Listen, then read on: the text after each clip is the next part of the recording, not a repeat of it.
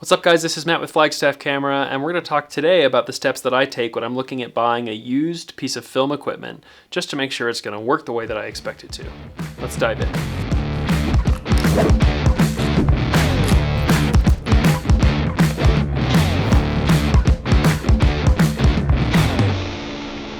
Okay, so here's a nice new piece of camera. Here's another nice new piece of camera for me. I bought both of these recently, and I'm just going to kind of walk you through what I do when I'm looking at a camera that I'm considering purchasing. We'll start with the new one. Nice modern cameras are typically pretty easy.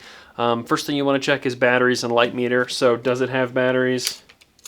Sure does. Are they newish batteries? Yep. So we'll stick those in there. See if the camera turns on. It does. I'll put it in any auto mode, so P for professional is fine. I'll let it shoot in the ambient conditions. Okay, then I'll just cover up the lens.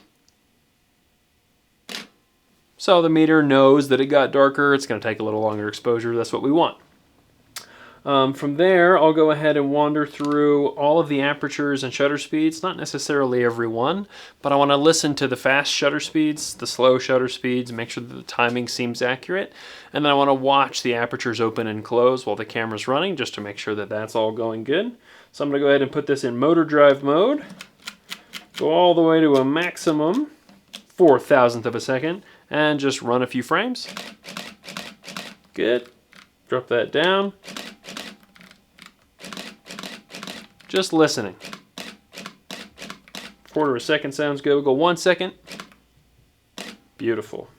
Then I'm going to do the exact same thing with the apertures. So I'm going to go ahead and face that camera up so that I can look directly down and watch those apertures move. That's what we want to see. Change them up a little. Good again. Wide open, you shouldn't see a whole lot going on. That's all good. That's exactly what we want. From there, I'm just going to look at the inside of the camera and make sure everything is the way that it's supposed to be. Make sure there's no film in it while you're testing it. I can have a little film viewing window here, so I can check that out. Go ahead and open the camera. Make sure that it's clean, free of dust, debris, scratches, dead bugs. You don't want any of that in there, so just take a look. On a lot of cameras, you'll have foam light seals here. On this one, we don't, but I'm just going to kind of look at all the areas where the camera body seals. Sometimes you can shoot the camera with the back open.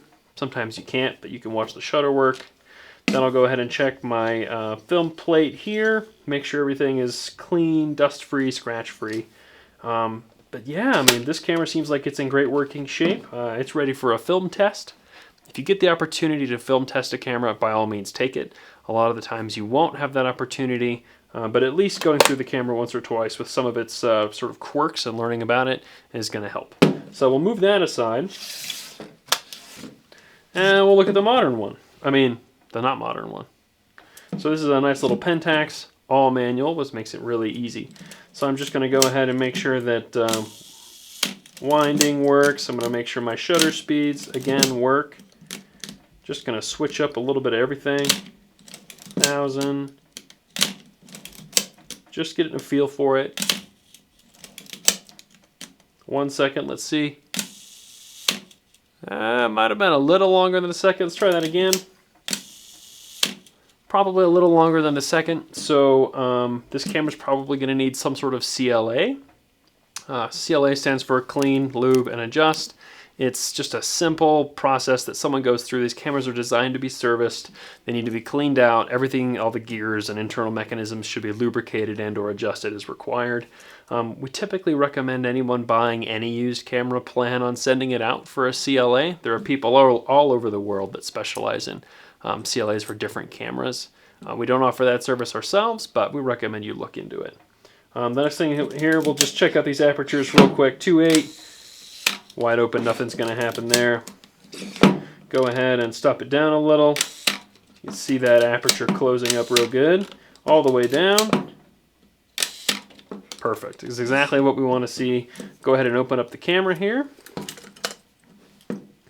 Again, real nice, real clean. There are no foam film seals in this camera. That's just where the metal overlaps on the back of the body. So we're just going to check that those aren't bent, broken, ruined, twisted. And again, the film plate here, just make sure it's clean, dust-free, scratch-free. And I'd say this camera's at the very least ready for a film test. So those are some of the things I look through when I'm looking at buying new cameras or used cameras or new to me cameras. If you have any things you like to check when you're looking at new gear, drop those in the comments below. Otherwise, thanks for joining us for another tips and tricks video. We'll see you in the next one.